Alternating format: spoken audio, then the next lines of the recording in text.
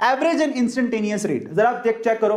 देखो रेट को भी लिखने के दो तरीके होते हैं, एक तो होता है एवरेज रेट, जहां पर आप delta P by delta T, कुछ नहीं है, सिंबल का चेंज है, सिर्फ यहां पर डेल लगाते हो। ऐसा क्यों करते हो थोड़ी देर में बता देता हूं। तो एवरेज रेट को डेल से लिखा जाता है, जबकि अगर आप इंस्टेंटेनियस रेट लिखोगे तो उसमें डिफरेंशिएशन का डी लगाओगे।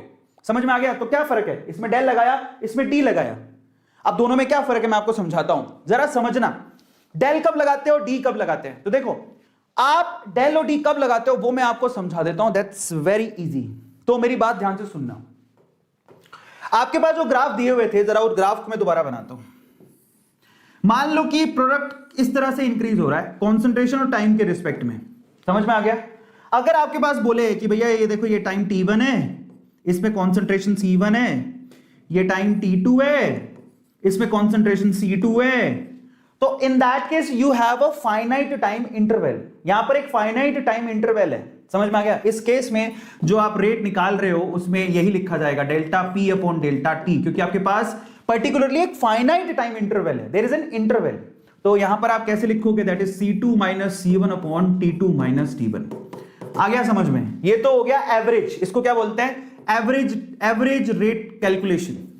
तो एवरेज रेट कैलकुलेशन में you have a finite time. Average rate calculation में क्या होती है, you have a finite time interval, finite time interval. समझ में आ गया? ये देखो तुम्हें दिखाई दे रहा है कि ये t1 है, ये t2 पॉइंट है, इस तरह से आप ग्राफिकली निकाल सकते हो। समझ में आ गया? ये तो समझ में आ गया।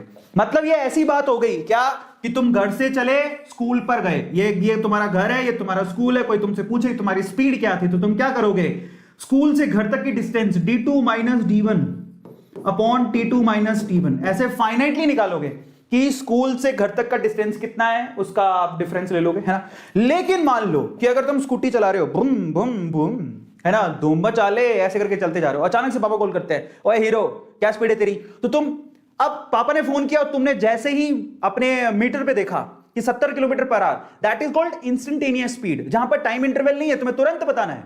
तो जहां पर तुम्हें तुरंत बताना है उसी को बोलते हैं इंस्टेंटेनियस। मतलब अगर कोई तुमसे पूछ ले कि बताओ इस पर्टिकुलर इंस्टेंट पे तुम्हारी स्पीड या रेट क्या है ना, तो इसको क्या बोलते हैं, instantaneous rate of reaction. Instant पे पूछ लिया, इसी इंस्टेंट पे, तो इसके लिए तुम्हें क्या करना पड़ता है, इसका स्लोप निकालना पड़ता है ना।